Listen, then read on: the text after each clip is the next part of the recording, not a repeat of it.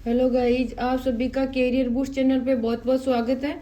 आज अपन बात करेंगे लोक देवता पाबूजी राठौड़ के बारे में।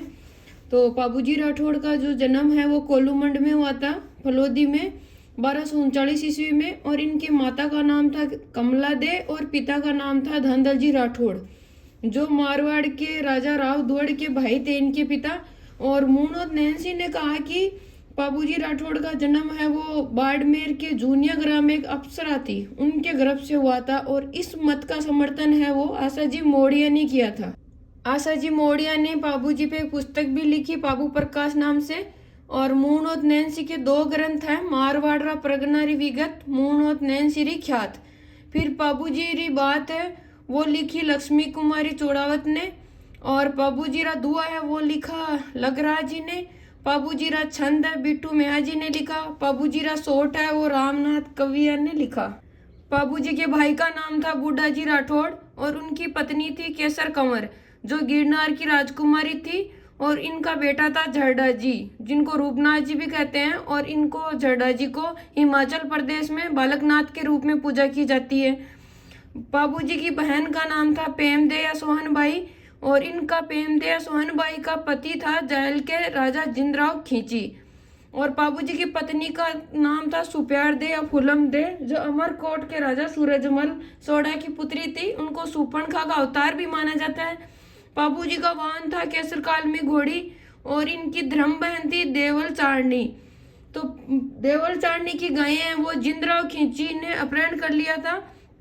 तो फिर इन गायों को छुड़ाने के लिए पाबूजी ने जिंदराव खींची से युद्ध किया था 1276 में, जो देचू गांव का युद्ध बोला जाता है। और इन गायों को छुड़ाते छुड़ाते पाबूजी ने अपने प्राण त्याग दिए थे, वीर गति को प्राप्त हुए थे।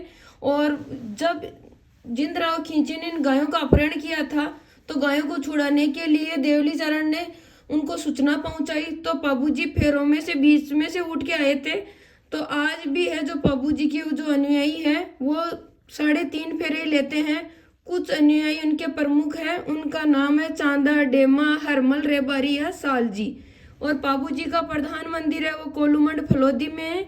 और इनका मेला लगता है चैत्र अमावस्या को। पाबूजी का नृत्य है वो थाली नृत्य कहलाता है, स्त्री प्रधान नृत्य है। और ये नृत्य करते टाइम जब पुरुष पाबूजी के गीत या पवाड़े गाते हैं तब रावण हत्ता वाद्य यंत्र बजाते हैं। और पाबूजी का गीत है वो पवाड़े कहलाते हैं। इसमें महापुरुषों की वीर गाथा गाई जाती है। पाबूजी के उपनाम है जिनमें है ऊंटों के देवता, जो राजस्थान में सर्वप्रथम ऊंट लाने का श्रेय पाबूजी को ही दिया जाता है।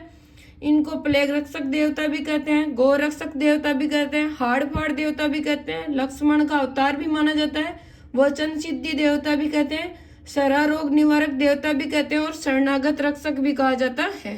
पाबूजी की जो अनुयायी जाति हैं उनमें से प्रमुख है राठौड़, नायक, थोरी, रायका, रेबारी, भील, मेहर, मुसलमान। और रायका रेबारी है जो पाबूजी के पवाड़े गाते हैं तो माठ वाद्य यंत्र का प्रयोग करते हैं।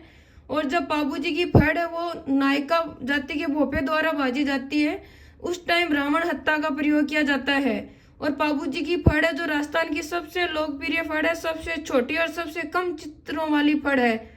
पाबूजी ने है जो पाटन के साय से युद्ध किया और वहां पे जो गौ हत्या हो रही थी उन पे रोक लगवाई। और पाबूजी ने गुजरात के 7 थोरी भाइयों को शरण भी दी थी। अब थोड़ी हम इनके बारे में पढ़ेंगे, झरडा जी के बारे में, जो पाबूजी के भतीजे हैं।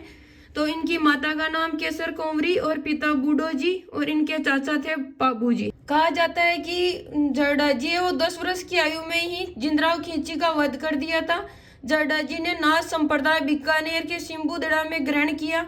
और झरडा जी को हिमाचल में बाबा बालकनाथ कहा जाता है। इनके मंदिर है राजस्थान में, एक तो कोलूमंड फलोदी में, दूसरा सिंबुदड़ा बीकानेर में। आज के लिए इतना बहुत है। आगे के लोक देवता के बारे में अपन कल अगले वीडियो में डिस्कस करेंगे।